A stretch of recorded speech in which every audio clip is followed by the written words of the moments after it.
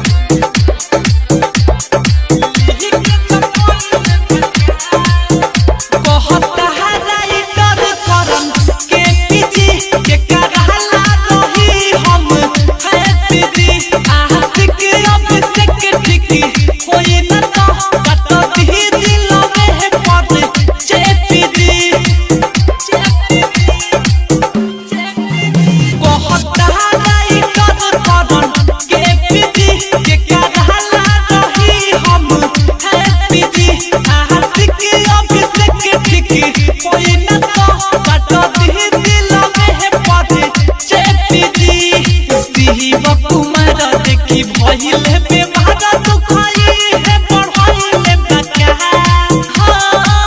ध्यान से देखिए डॉक्टर साहब दिल लिख के जमाइले बका ध्यान से देखिए डॉक्टर साहब दिल